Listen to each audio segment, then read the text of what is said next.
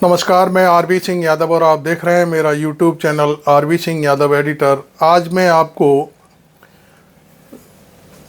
भगोड़े विजय माल्या के ऊपर जो चर्चाएं चल रही हैं उनके बारे में बताऊंगा। विजय माल्या ने लंदन में एक ब्रॉडकास्टर से जो बातचीत हुई है उस बातचीत में साफ किया है कि वह छुप कर के भागा नहीं है। उसने साफ कर दिया कि मैं राज्यसभा का सदस्य उस समय था और उस समय अरुण जेटली वित्त मंत्री थे। मैं जब चला तो संसद में उनसे मिल करके निकला और सीधे एयरपोर्ट गया।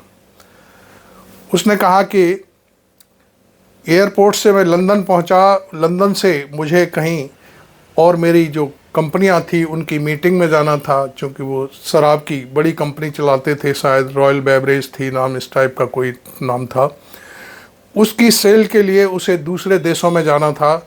लेकिन जब मैं भारत छोड़ा और जैसे ही लंदन पहुंचा तो नरेंद्र मोदी के इशारे पर मेरा पासपोर्ट रद्द कर दिया गया, जो भारत का मेरा पासपोर्ट था, और वह तब से यहीं फंस करके रह गया। ये सारे खुलासे उसने ऐसे ही नहीं किए ना, कुछ तो कोई बात होगी। जब सारी बातें, अब वो झूठ बोल रहा है कि सच बोल रहा है, ये तो जांच के विषय हैं। भागे हुए भी उसको मैं समझता हूँ 2016 में निकला था वो 2 मार्च को, और उससे आज तक यही बात चल रही है कि उसे भारत लाया जाएगा, उसको ये होगा वो होगा। लेकिन लाया गया नहीं लाया गया, ये सारी कहानियाँ अभी केवल कागज़ों पर हैं और जवानी जवां खर्च हैं। अब मैं आपको बता दूं कि विजय माल्या कौन था। विजय माल्या जो किंगफिशर कंपनी थी, जो हवाई जहाज चलाती है, उसका संस्थापक मालिक था। और शायद रॉयल बेवरेज या कोई और नाम था, बेवरेज नाम ज़रूर था। उस कंपनी का, सबसे जो विदेशी शराब की कंपनी थी, उसका भी मालिक था। उसने करीब 6-7 हज़ार करोड़ रुपया बैंकों से लोन लिया था और वो गर्दिश में आ गया था। इसी तरह उसने आईडीबीआई बैंक से भी करीब 9,000 करोड़ का कर्जा लिया था। और बार बार वो यहाँ, उसका जो कहना है कि मैंने वित्त मंत्री से बार बार कहा कि अपनी बैंकों से कहो वो मुझसे सेटलमेंट कर लें, मैं सारा कर्जा चुकाने के लिए तैयार हूँ। लेकिन उस समय उसका किसी ने भी कभी कोई मदद नहीं की और इसलिए वो फंसता चला गया।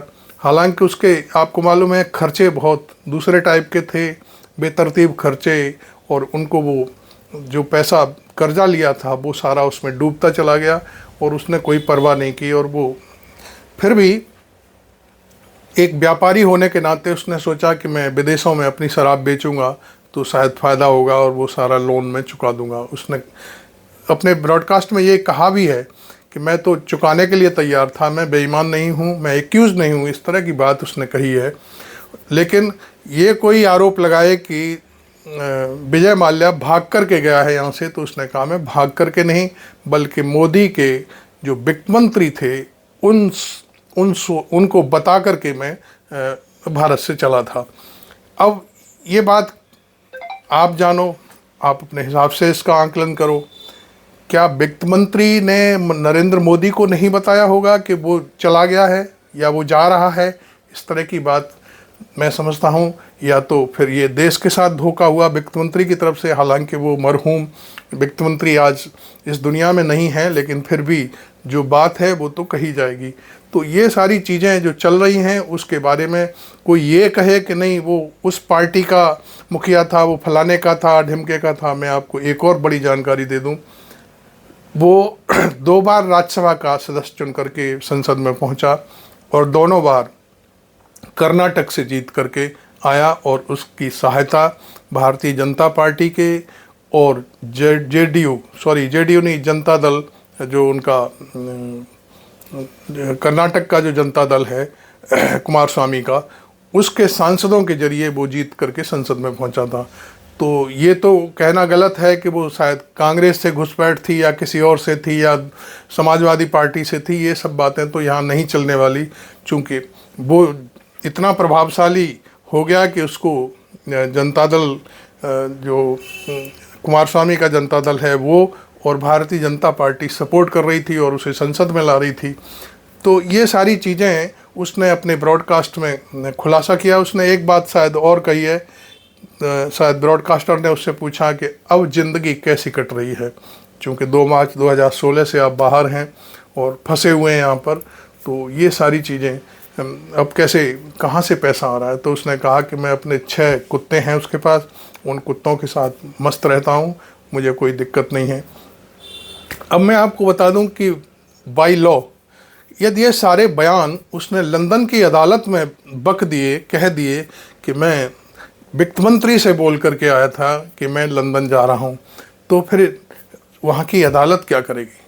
जब आपकी जानकारी में है कि आप वो आपसे कह कर के चला है और आप प्रत्यारोपण की बात कर रहे हैं, बाय द वे इधर की सरकार करती है, तो शायद अदालत इस बात की परमिशन ही नहीं देगी। क्योंकि जब उसने वहाँ पे ये स्वीकार कर लिया कि मैं वित्त मंत्री से बोल करके आया हूँ, तो वो भगोड़ा तो नहीं हुआ और भगोड़े की फिर धारा भी शायद निरस्त हो जाएगी। इस तरह की बहुत सारी कहानियाँ हैं। एक मोदी और था, उसको भी आपको मालूम है कि जो सुषमा स्वराज हैं उन्होंने चिट्ठी लिखी थी, उसकी पत्नी को शायद गर्भवती हो गई थी क्या, उसका इलाज विलाज कराने के लिए। उस बारे में कभी हम वीडियो बनाएंगे तो बताएंगे। लेकिन एक उसको जो मोदी था, जो क्रिकेट का जनक था, क्या था वो, तो उसको भी भगाने में भारतीय जनता पार्टी की सुषमा स्वराज का हाथ था। और विजय माल्या ने तो साफ ही कर दिया कि मैं वित्त मंत्री से बोल करके आया था, मैं भाग करके नहीं आया हूँ।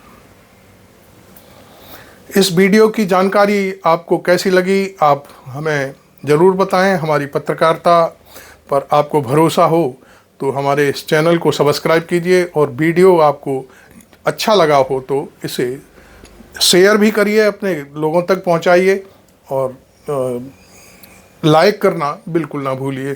तो थैंक यू वेरी मच। मैं आरबी सिंह यादव।